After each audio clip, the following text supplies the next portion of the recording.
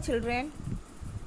Today we will read chapter 6, Administrative System and Architecture during the Medieval Age, Part 3. Today we will read about architecture. Architecture. Among the various construction during the Rajput age, temple construction is noteworthy.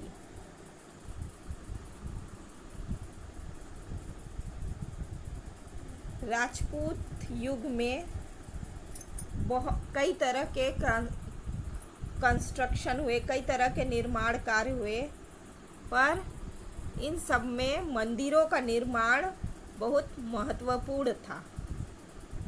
The Rajput kings were fond of constructing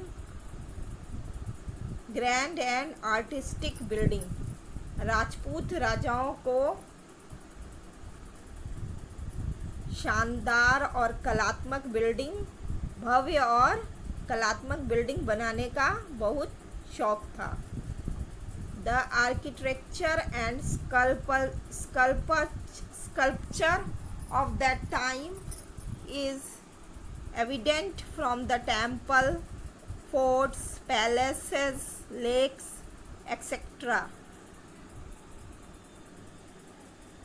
temple, मंदिर, किला, महल, झील,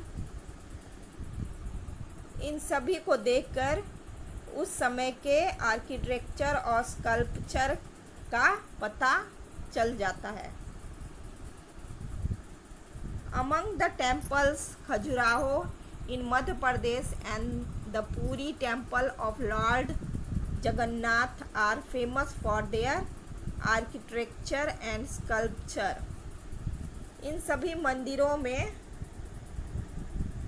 खजुराहो, मध्य प्रदेश में खजुराहो और Lord Puri का Lord Jagannath का मंदिर अपने architecture और sculpture के लिए प्रसिद्ध था. The sun temple of Konark was also built during that time. जो सन टेम्पल था कोणार्क का, वो भी उसी दौरान बनाया गया था. The Konark temple was constructed with great fineness and was shaped like a chariot driven by 7 horses. जो कोणार्क टेम्पल था वो बहुत सोच समझ के बनाया गया था और उसका शेप रथ जैसा था जिसको 7 घोड़े खींच रहे थे. Among the other sun temples of India, the Martand temples of Kashmir and the Modhera sun temple of Gujarat are famous. इन सभी सन टेम्पल्स में मार्टन टेम्पल कश्मीर का और गुजरात का मोढेरा सन टेम्पल बहुत प्रसिद्ध है. A prominent feature of the Modhera temple is that the first rays of the sun fall directly on the idol. Modhera temple की सबसे ख़ास बात ये है कि वहाँ सूरज की जो फर्स्ट किरण होती है वो डायरेक्टली मूर्ति पे पड़ती है. The Ellora caves of the Deccan have caves representing 3 religions, Hinduism, Buddhism and Jainism. Deccan के एलोरा गुफा की 3 धर्म को दर्शाते हैं, हिंदुज्म, बुद्धिज्म और जैनिज्म को.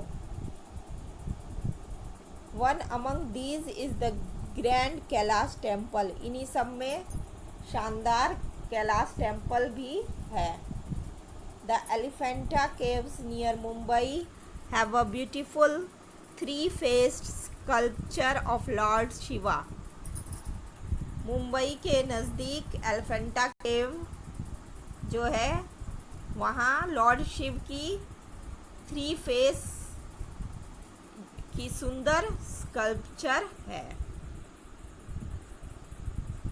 The Meenakshi temple at Madurai is famous all over India. Madurai का मीनाक्षी टेम्पल पूरे भारत में प्रसिद्ध है। The temples of south India are specially well known for their imposing gateway called gopurams. South India के दक्षिण भारत के टेम्पल की विशेषता उसके बड़े बड़े जो प्रवेश द्वार थे, जिसको गोपुरम्स कहते थे, उसके लिए ये साउथ इंडिया के टेम्पल्स जाने जाते थे। After hearing about the fame of such grand temples, many foreign invaders came to loot them. इतने भव्य मंदिर और समृद्ध संपन्न मंदिर के बारे में पता चलने पे बहुत से विदेशी आए और इनको लूटकर चले गए। The magnificent Somnath temple of Gujarat was attacked many time. जो गुजरात का प्रसिद्ध सोमनाथ टेम्पल है, उस पर भी कई बार आक्रमण किया गया। Now again I am repeating these whole paragraphs. Medieval Rajput kings were greatly fond of constructing gorgeous and artistic building. In this age, the well-known building like Khajuraho Temple of Madhya Pradesh in North India, Puri Temple of Bhubaneswar, the Sun Temple of Konark, the Martand Temple of Kashmir, another Sun Temple of Modhera in Gujarat were constructed. There are caves representing three religions of Hinduism, Buddhism and Jainism at Ellora in South India. Among them, Kailash Temple is very famous. The Elephanta Caves in the Arabian Sea near Mumbai have a beautiful three-faced sculpture of Lord Shiva.